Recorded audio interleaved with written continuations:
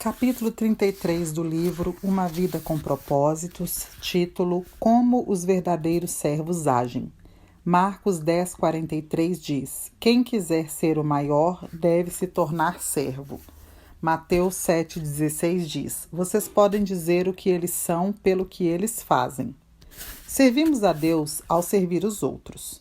O mundo define grandeza em termos de poder, posses, prestígios e posições. Se puder exigir que as outras pessoas o sirvam, você conseguiu chegar lá. Em nossa cultura egoísta, com sua mentalidade do eu primeiro, agir como servo não é uma noção apreciada. Jesus, entretanto, mediu a grandeza em termos de serviço e não de posição social. Deus avalia nossa grandeza pela quantidade de pessoas que servimos, não pela quantidade de pessoas que nos servem. Isso é tão oposto à ideia da grandeza do mundo que é difícil compreender, quanto mais praticar. Os discípulos debateram sobre quem merecia a posição de maior destaque e 2000 anos depois, líderes cristãos ainda fazem manobras em busca de posição e proeminências nas igrejas, denominações e organizações para-eclesiásticas. Milhares de livros têm sido escritos sobre a atividade do líder, mas poucos sobre a atividade do servo. Todos querem liderar, mas ninguém quer ser servo. Preferimos ser generais a ser soldados rasos. Até mesmo os cristãos querem ser líderes servos, e não apenas simples servos. Mas ser como Jesus é ser servo. Foi assim que ele chamou a si mesmo. Embora conhecer a forma seja importante para servir a Deus, ter o coração de servo é ainda mais importante. Lembre-se, Deus o formou para servir e não para ser egoísta. Sem o coração de servo, você será tentado a empregar mal sua forma, usando-a para vantagens pessoais. Você será também tentado a usá-la como desculpa para se eximir de satisfazer algumas necessidades. É comum que Deus teste nosso coração, pedindo-nos que sirvamos em modalidades para as quais não somos habilitados. Se você vir um homem caindo em uma vala, Deus espera que você o ajude, e não que diga, não tenho dom de misericórdia ou assistência. Embora não seja dotado para uma tarefa em particular, você pode ser chamado a realizá-la se ninguém mais com o talento em questão estiver por perto. Seu ministério principal deve ser exercido na esfera de sua forma, mas seu ministério secundário é em qualquer lugar em que você seja necessário no momento. Sua forma revela seu ministério, mas seu coração de servo revelará sua maturidade. Não é necessário nenhum talento especial para ficar após uma reunião e coletar o lixo ou empilhar cadeiras. Qualquer um pode ser servo. Caráter é a única coisa necessária. É possível servir na igreja durante toda uma vida sem jamais ter sido servo. Deve-se ter o coração de servo. Como você pode saber se possui coração de servo? Jesus disse: Vocês podem dizer o que eles são pelo que eles fazem. Os verdadeiros servos estão à disposição para servir. Eles não preenchem seu tempo com outras atividades que possam limitar sua disponibilidade. Querem estar prontos a servir imediatamente quando são chamados. Semelhante ao soldado, o servo deve estar sempre pronto para o dever. Nenhum soldado se deixa envolver pelos negócios da vida civil, já que deseja agradar aquele que o alistou. Se você só serve quando lhe é conveniente, então não é um servo de verdade. Verdadeiros servos fazem o que é necessário, mesmo quando é inconveniente. Você está disponível para Deus a qualquer momento? Ele pode estragar seus planos sem que você fique ressentido? Como servo, você não pode ser seletivo sobre quando e onde irá servir. Ser servo significa desistir do direito de controlar sua agenda e permitir que Deus a interrompa sempre que precisar. Se ao início de cada dia você relembrar que é servo de Deus, as interrupções não serão muito frustrantes, pois sua agenda será formada por qualquer coisa que Deus quiser colocar na sua vida. Os servos veem interrupções como compromissos divinos para o ministério e ficam felizes com a oportunidade de servir na prática. Os verdadeiros servos prestam atenção às necessidades. Os servos estão sempre atentos a formas de ajudar os outros. Quando vem uma necessidade, agarram a oportunidade de auxiliar, exatamente como a Bíblia nos ordena. Portanto, enquanto temos oportunidade, façamos o bem a todos, especialmente aos da família da fé. Quando Deus põe alguém em situação de necessidade bem à sua frente, Ele está lhe dando a oportunidade de crescer como servo.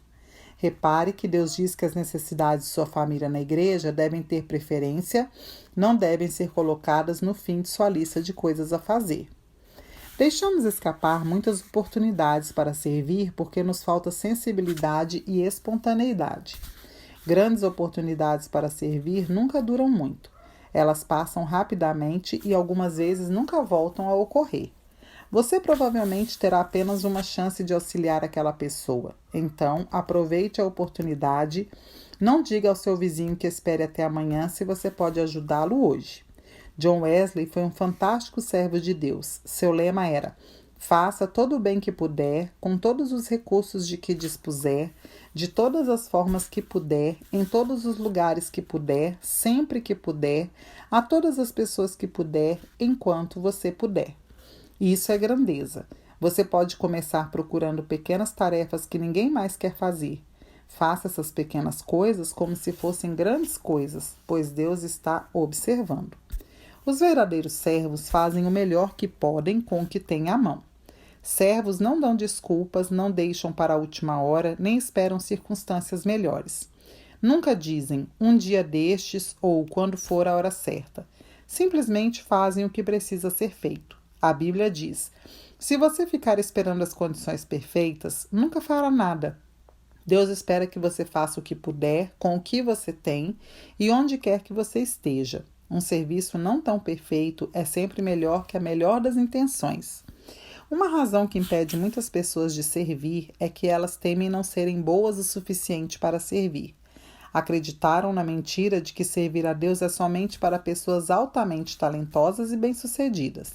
Algumas igrejas fomentaram esse mito ao tornar a excelência um ídolo, o que faz pessoas com talentos comuns hesitarem em se envolver.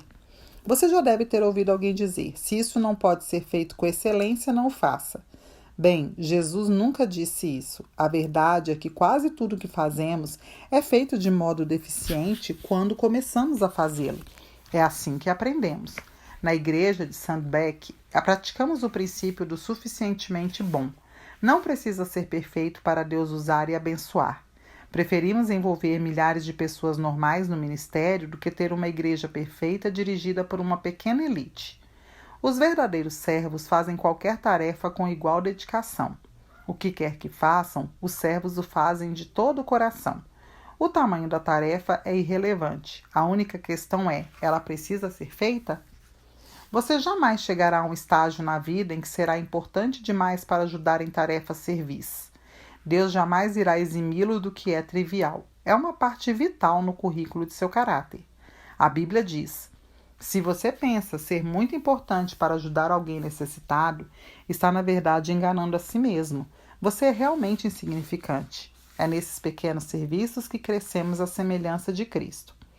Jesus se especializou em tarefas servis que todo mundo tentava evitar: lavar pés, ajudar crianças, preparar o café da manhã e servir leprosos. Nada estava abaixo dele porque ele veio para servir. Não foi apesar de sua grandeza que ele fez essas coisas, mas por causa dela, e ele espera que sigamos seu exemplo. Pequenas tarefas muitas vezes demonstram um grande coração. Seu coração de servo se revela em pequenos atos que outros nem pensam em fazer, como quando Paulo reuniu gravetos para acender um fogo a fim de que todos se aquecessem após um naufrágio. Ele estava tão exausto como qualquer outro, mas fez aquilo de que todos precisavam. Nenhuma tarefa está abaixo de você quando você tem o coração de servo.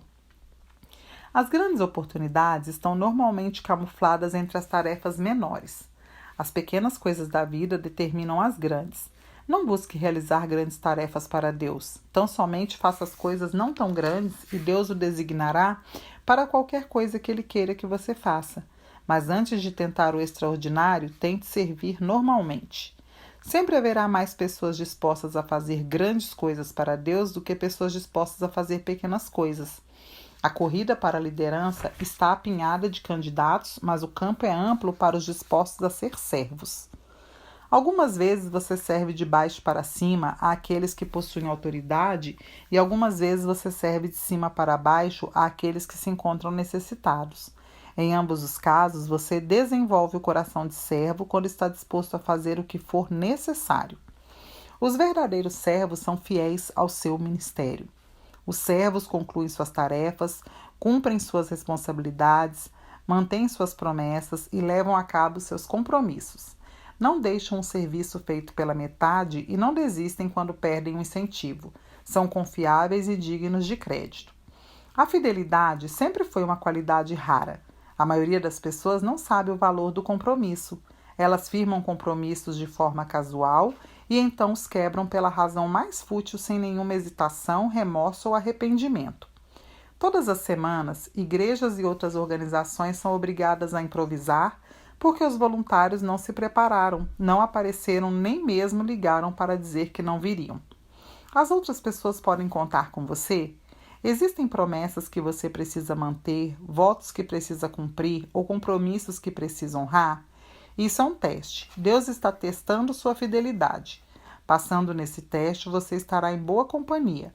Abraão, Moisés, Samuel, Davi, Daniel, Timóteo e Paulo foram chamados servos fiéis de Deus. E ainda melhor, Deus prometeu recompensar sua fidelidade na eternidade.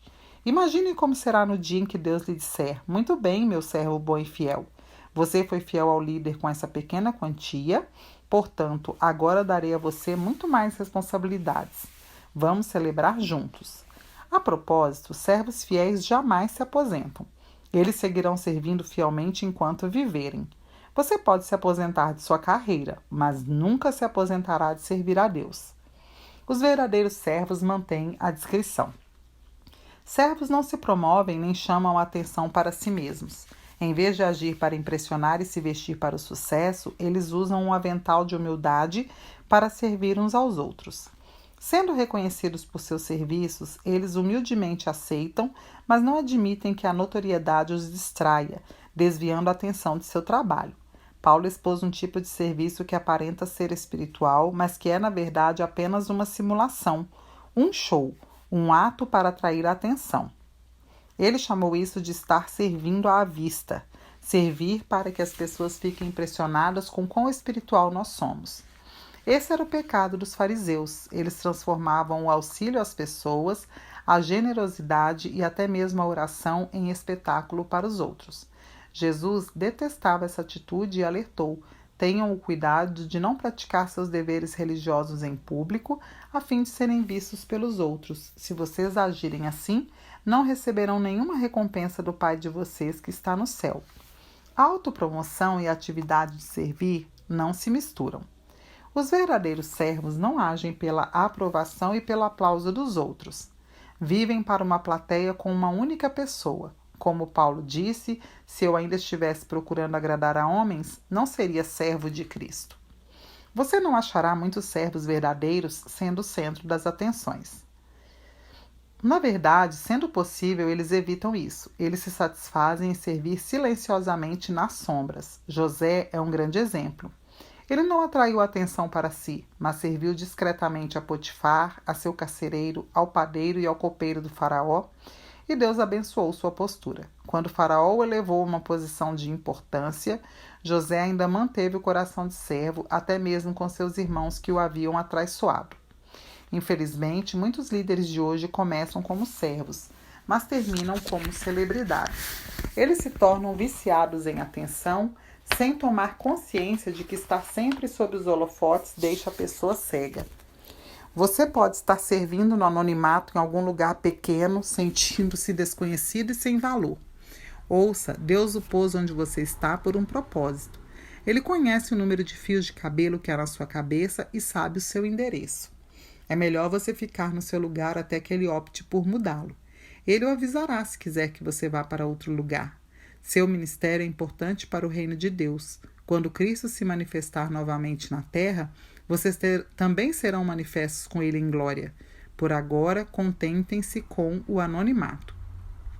Existem mais de 750 halls da fama nos Estados Unidos e mais de 450 publicações do tipo Quem é Quem.